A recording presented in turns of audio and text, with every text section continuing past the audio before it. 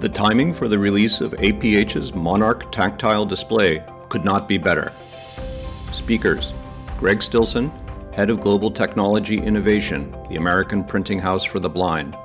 Moderator: Dr. Joshua Millet, Principal Accessibility Researcher, Amazon. Thanks, Alice. Really wonderful to be here at SciTech Global. Today, I am thrilled to be speaking with Greg Stilson from the American Printing House for the Blind. Greg, you lead global technology innovation at APH.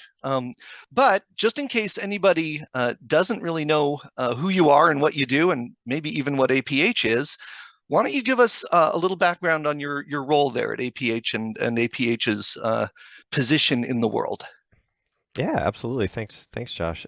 So yeah, we are the American Printing House for the Blind. We're one of the longest running nonprofit organizations. We are federally funded, and the American Printing House for the Blind is a resource that provides materials, products, and resources for students and teachers, students who are visually impaired and the teachers who teach them. And so I always say we do everything from the lowest of the low tech, things like Braille paper, to some manipulatives, a lot of kits and things like that, to high-tech products like refreshable Braille displays, low vision magnifiers, and this Monarch tactile display that's coming down the road.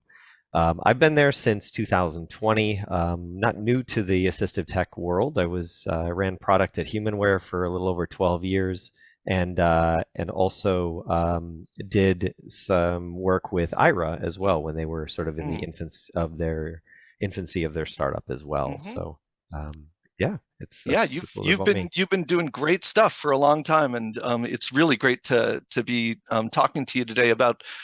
You mentioned the Monarch, and there's so much to sort of say about that. But for those who have not been oriented to it, could you just give us a quick overview? Maybe a 10,000-foot view of what the Monarch is and does, and maybe just. I think you've got a unit there to show us, or maybe a video of it. So that'll be really good for people to actually see a demo, maybe.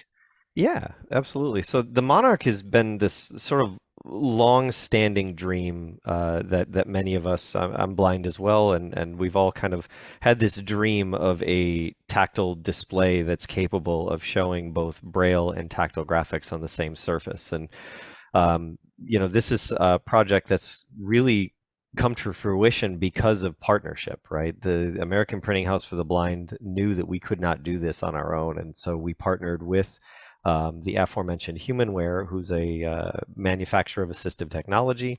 They're also doing some of the software that's running on this. We also partnered with the National Federation of the Blind to make sure we had the voice of the nation's blind doing testing and providing feedback alongside, along with really one of the foundational pieces of this technology is the dot technology that goes into the tactile display. And so this utilizes the Braille technology, or the Braille cells provided by DOT Incorporated out of South Korea.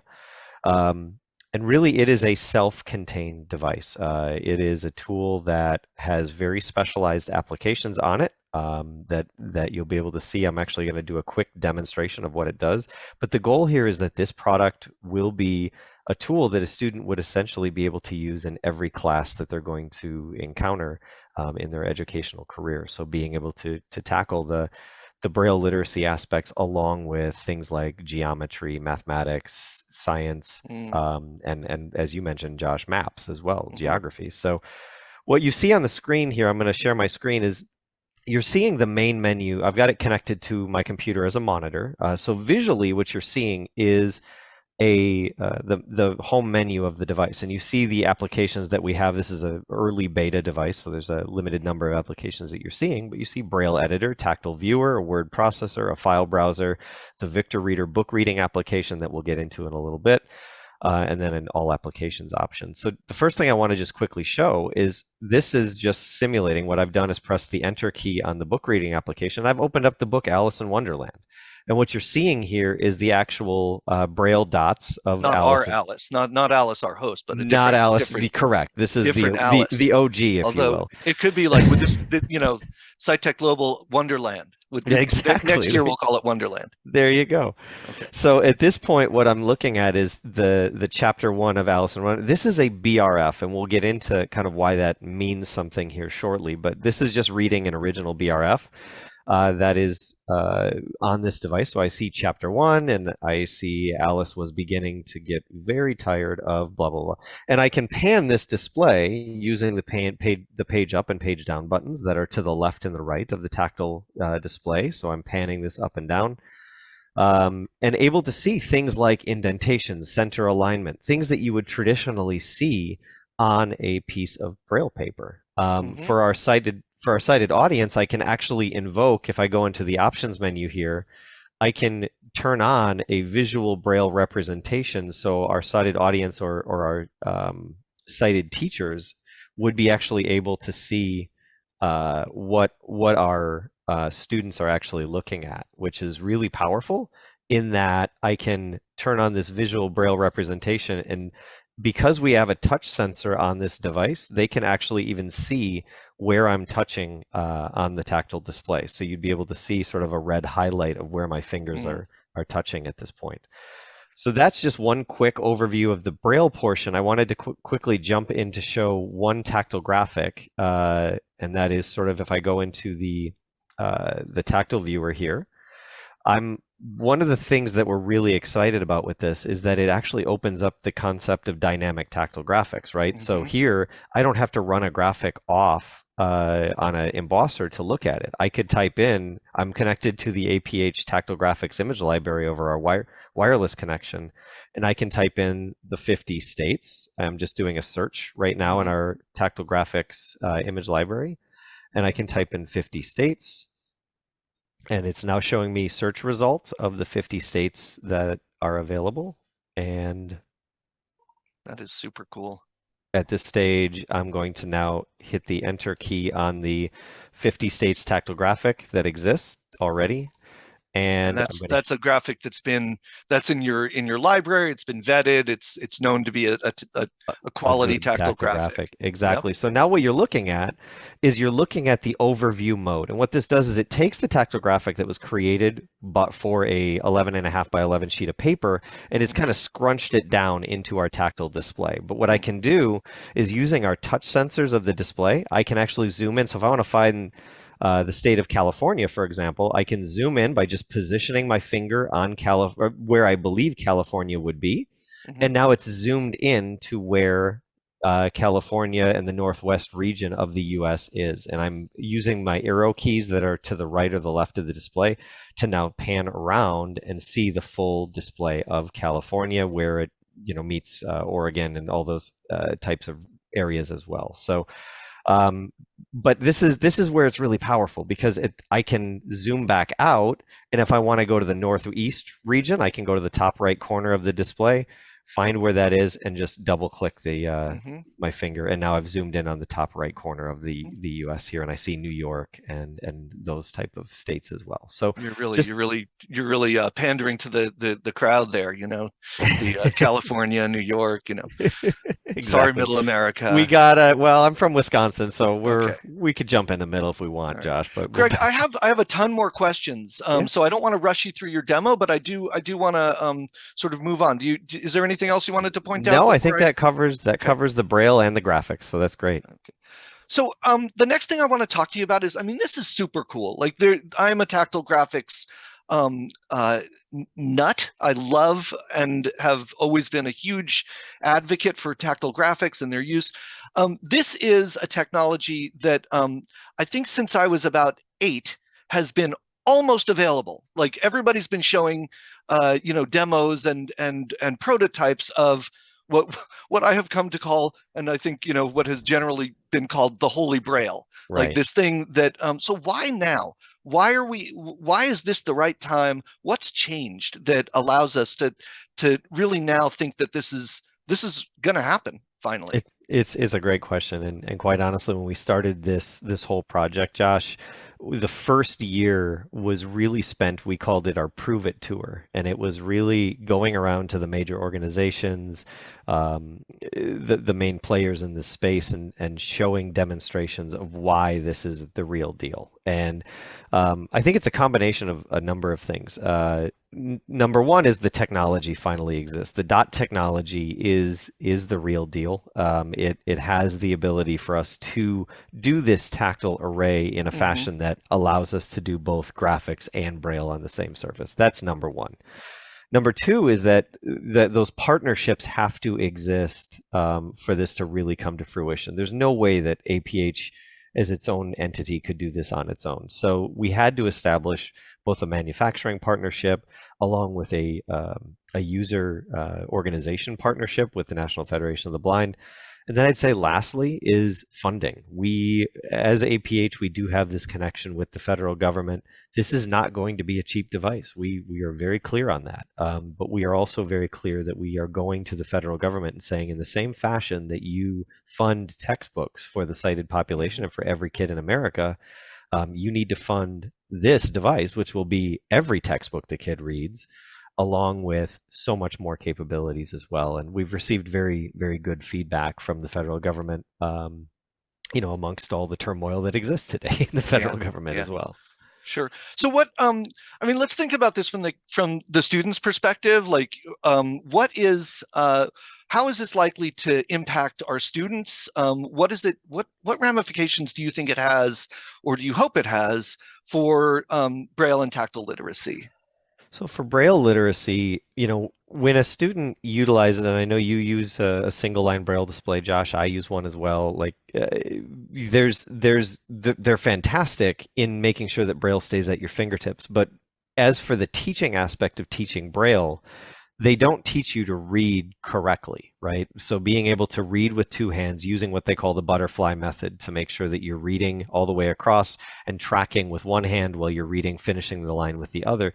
That's not how they teach you to read on a single line Braille display. And I'm really excited to see what potential we see both in speed and comprehension when they're reading on a multi-line display like this. And when we look at textbooks and Braille transcription, being able to deliver these textbooks or just leisure books wirelessly, digitally, so that we're not waiting for volumes to come in the mail. And as somebody who was a computer science person, like, I waited for my math book. We're old. We've been there. Yeah, right. Like, you're waiting for your volumes of Braille to come way after the rest of the classes has already been to those volumes of Braille, right? Or they've been to those chapters. So our hope here is that we're going to be able to greatly speed up textbook delivery, but also speed up access to tactile graphics and being able to do what we showed earlier, access to tactile graphics image library. So if a student says, what does a pyramid look like? We can pop up a 3D graphic of a pyramid on the device. Yeah. So, I mean, tactile graphics, like, that is my jam, right? Like, I am super excited. I mean, I love Braille literacy, but I think that, blind folks have really been operating in a world really almost free of tactile graphics, many of us, and it's essential for STEM learning, for looking at timelines, for history, for maps. There's so much that graphics will enable. And the idea of having on an electronic device the mixed Braille and graphics is super cool. But what are the other graphics opportunities? I mean, I'm thinking about, like, I was thinking about physics simulations, games. Talk to us a little bit about some of the sort of the wilder side of tactile graphics that this enables.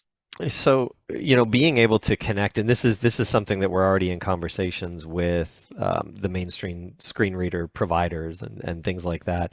But using this as essentially a tactile terminal for your other devices, being able to immediately transfer information from a computer or from a smartphone to a tactile display on demand.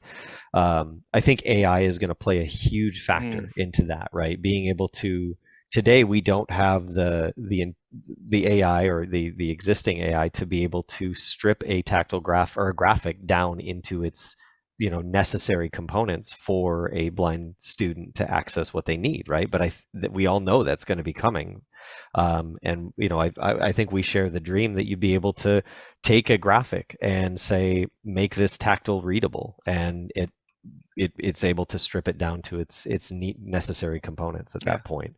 The last thing I'll say is that one of the things that when we look at the challenges in the classroom is the impromptu learning challenges, right? The teacher forgets to get the TVI, a graphic or a component that they're going to be going over in the classroom ahead of time. And now what ends up today happening is the TVI is using household things like rubber bands and wiki sticks to be able to put that graphic together. Yeah. One of the things we're working on is a mobile device drawing tool for the TVI to essentially sketch out what that graphic is on their smartphone or their tablet or their computer, and then hit a button to transfer that in real time to the Monarch so that they can continue to learn even though that wasn't provided ahead of time.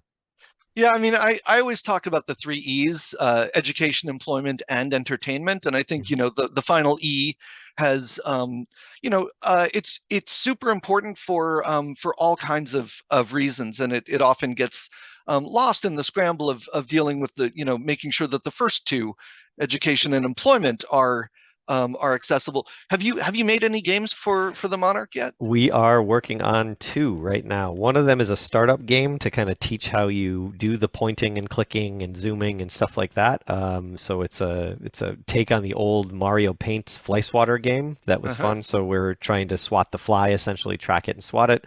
But we're also working on tactile chess, which I'm super excited about, and that's something that Humanware and APH have really worked on heavily, is this software development kit. Our hope is to build our own games, but we want others to be able to build games for this as well. So really excited to say more on that here probably in the next year. But I would say right now we know gaming is a huge part of education as well. The best way you can teach kids is when they don't think they're learning something, but they are. You bet. So yeah, definitely fired up about that.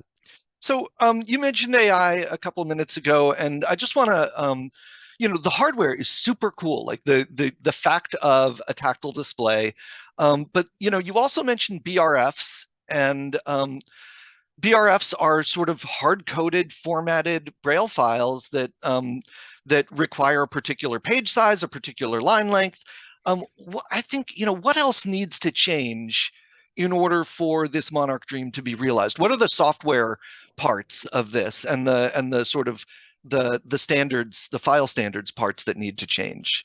Yeah, so we call this the Holy Braille Highway, right? If the Monarch is the Holy Braille, we kind of look at that as the car, but you need the road for it to drive on, and that's really where, as you said, the file standards had to change, right? You have BRFs that are designed for a physical piece of paper, right? And now, this is we're hoping the first tactile display of this nature, right? But at the same time, we know there's going to be more.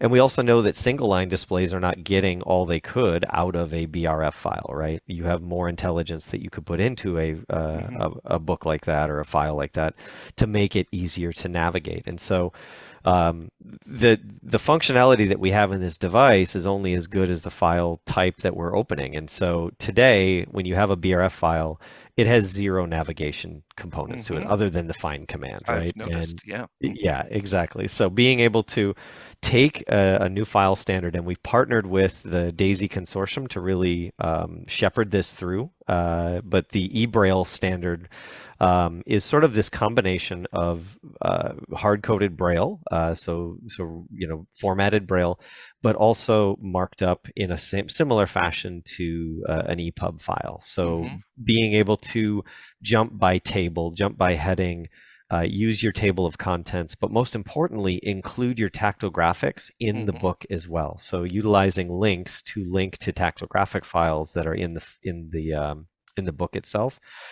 Today, when a book is created at APH, the graphics are always created separately and then bound in at the last minute. And today, with an eBraille file, you'd be able to see, it would say something like see figure B, but that would be a link. You could double click on that link and it would take you right to that graphic within your book at that point. So this I can tell you would not be moving forward if we didn't have the eBraille project happening in parallel. And that's something that we're equally as excited about.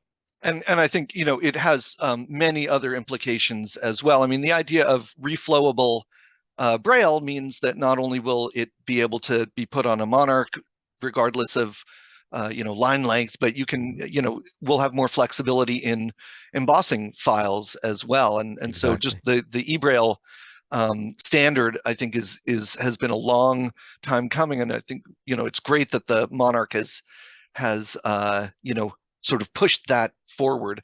So I know that we've only got a few minutes left, and I've got so many questions. But real quick, Greg, can you give me sort of an paint a picture, if you will, with words of how this is going to get used in the classroom? What's your vision for that? And also, how are students going to get the unit? That's okay. Good question. So within So we see a world where students are going to use this in almost every class, from their English class to reading, literature, all that kind of stuff. But most importantly, in the STEM subjects, and that's really where we're partnering with Desmos to create a tactile graphing calculator as well. So being able to do the on-the-fly graphs and be able to see where intercepts are happening and things like that without having to go to an embosser and take the time to emboss it on the fly. But as we mentioned, that impromptu learning in virtually every class, being able to show a right triangle when you need to, that type of stuff. But I think there's going to be more as we get into the learning management systems of being able to and starting to dream up these worlds where you could take a visual graphic and turn it into a tactile graphic on the fly. Accessing things like Google Classroom, if a teacher has a graphic there that you need to look at, being able to download that into your Monarch and have it applied a tactile filter, if you will. So I think those are just some of the early foundational. I've got a dream of being able to draw on this thing as a blind kid. I would love to see blind students doing a little bit more in art. But then you asked how, but all kinds of, drawing for communication, right? Like, exactly. If you want to teach them, if you're blind and you want to teach one of your sighted colleagues, classmates about some geometry that you understand that they don't, it's nice to be able to draw. Exactly, you got it. So I think that's in the future as well. But you mentioned how are they getting it? So we are about to start. So right now we're in the midst of field testing. One of our obligations to the federal government is that we actually put this in classrooms and report out on the data. So we have it in 45 classrooms around the country. And we start something that is really new for APH, but it's something that we believe needs to happen. So we're funding through our Center of Assistive Technology Training, starting in January. We're starting regional teacher training sessions where teachers can apply to be included in these regional in-person 2-day trainings, where they will learn as a TVI how to both utilize and teach this product.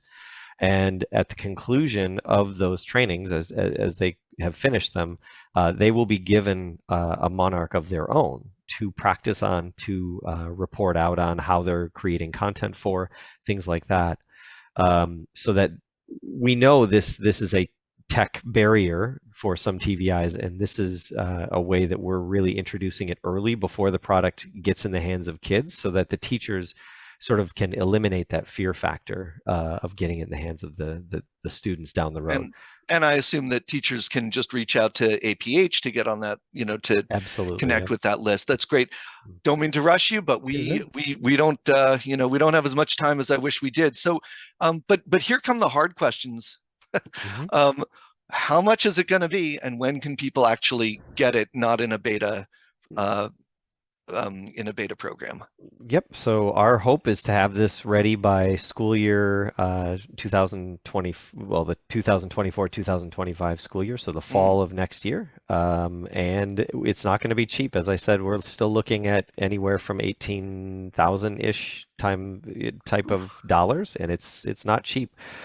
This is where the federal government is really going to come into play. So it will be available at minimum on the federal quota system in the same fashion that you receive your federal quota dollars for your schools and things like that. But our hope is to get additional funding from the federal government that does not eat into the federal quota dollars as well. And so that is something that is still ongoing. Call to action, at least for our listeners here, is if you are in the United States, please contact your local representative and tell them why a tool like this will help blind students in the United States and ultimately the world. Yeah. It has been such a pleasure to speak with you today. I really, I'm so thrilled that this product is coming from, from APH, who really understands how to make it, and the partners. It's really phenomenal. I've got my fingers crossed. I can't wait to have one of my own. And it is always great to speak with you, and I look forward to seeing your progress as the project moves forward. So thank you for speaking with us today, and thanks for being part of SciTech Global. And back to you, Alice. Thanks.